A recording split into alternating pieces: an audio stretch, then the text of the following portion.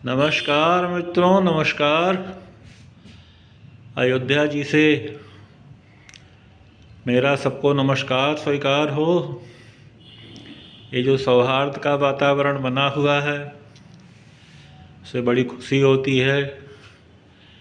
लोग यहाँ 4 बजे से ही लाइन लगा दिए हैं भगवान बालक राम का दर्शन करने के लिए। दूर दूर से आए हुए लोग, तो उसी में आपको याद दिलाना है एक चीज़ कि यहाँ पे जो विराजमान है वो राम लला हैं, बालक राम, राम लला। और इतना तो आप जानते ही हैं, कुछ लोग इसके आगे का भी जानते होंगे कि जो राम लला हैं वो खुद अपना मुकदमा जीते हैं। हाई कोर्ट, सुप्रीम कोर्ट से उनके नाम से मुकदमा हुआ था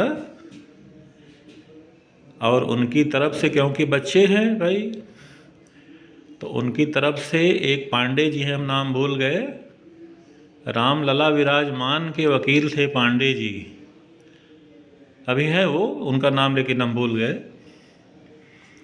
तो वो सुप्रीम कोर्ट से मुकदमा लड़े हैं और वो जीते हैं, राम लला जीते हैं। वो ज़मीन राम लला को मिली है भाई, सुप्रीम कोर्ट से राम लला को मिली है। बाकी और जो ज़मीन जो लोग जीते थे राम लला जी को दान किए हैं।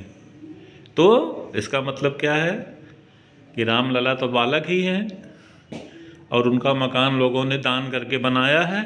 सब हमारे कॉलेज में है एक महेंद्र सिंह, बेचारे को शायद साल भर ही ज्वाइन किए हुआ था, जहाँ टीचर 100 रुपया, 500 रुपया, 200 रुपया देते हैं, या 2000 दे दिया कोई ज़्यादा से ज़्यादा, बहुत भाजपाई हुआ। तो वो शिकोहाबाद से आए और उन्होंने 1 लाख रुपया दे दिया रामलला का मंदिर बनने के लिए। तो कुछ लोग चर्चा करने लगे कि अरे यार 1 लाख रुपया दे दिए, कहीं ऐसा तो नहीं कि वो कंफ्यूज आदमी है, हाँ, कि क्या सोच है 1 लाख रुपया दे दिए। तो ये असल में अयोध्या है ना, ये अयोध्या की हाल एक ये भी है कि जब भगवान राम सब काम करके आ रहे थे लंका से, तो यहाँ के लोगों ने, यहाँ के कुछ लोग जाके पहले ही मिले उनसे, तो कहे अब आप आवत हवा भैया भगवान राम अब थोड़ा सही रही। अब अहीन तो भरत देखत रहने इतना दूर बैठ के, तो मनो भरत की बुराई किए। तो लोग बोलते हैं कि जो लोग अयोध्या में, राम जी ने श्राप शायद दे दिया उसी समय कि अयोध्या वासी जो मूल निवासी हैं वो कभी, अब लोग बोलते हैं कि वो थोड़ा सा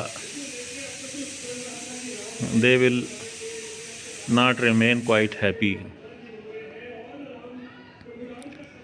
तो हम ये बताना चाह रहे थे कि राम लला हैं, उनके मंदिर का और उनकी ज़मीन का सबको ध्यान रखना रहेगा। ऐसे मोदी जी ने नहीं कल कहा कि मंदिर तो बन गया, अब माने ये है कि राम लला के मंदिर का, राम लला का सबको ध्यान रखना है।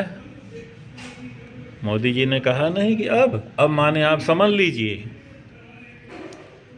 कहीं ऐसा न हो कि फिर कोई बाबरी आए और फिर आगे आने वाली पीढ़ी उसके लिए संघर्ष करे। तो ये कैसे हो सकता है? ये इसीलिए हो सकता है कि आप ऐसा संविधान में संशोधन करवाइए कि इस तरह से हो ही ना। उसके लिए क्या करना रहेगा? संविधान संशोधन कौन कर सकता है? कॉन्स्टिट्यूशन पढ़िए, 2/3 मेजॉरिटी प्रेजेंट एंड वोटिंग। लेकिन कॉन्स्टिट्यूशनल अमेंडमेंट के लिए 2/3 मेजॉरिटी चाहिए। तो आपका काम ये है कि एनडीए को, अगर आपको आगे के लिए अपने देश को अपने अनुसार बनाना है तो भाई, अब हम लोग तो मतलब क्या कहें, लेकिन ये है कि आपको इस चीज़ का ध्यान रखना पड़ेगा। आप अपने विवेक से सोचिए, मत कहिएगा कि हम किसी राजनीतिक पार्टी से कोई प्रचार वरचार कर रहे हैं। ये हम खाली बैठे हैं तो हमने कहा एक फ़ोटो ऐसे दे दें। और मैं जो लिखता हूँ कि राम भक्त आइए, तो सच में कहता हूँ, मुझे खुशी होगी।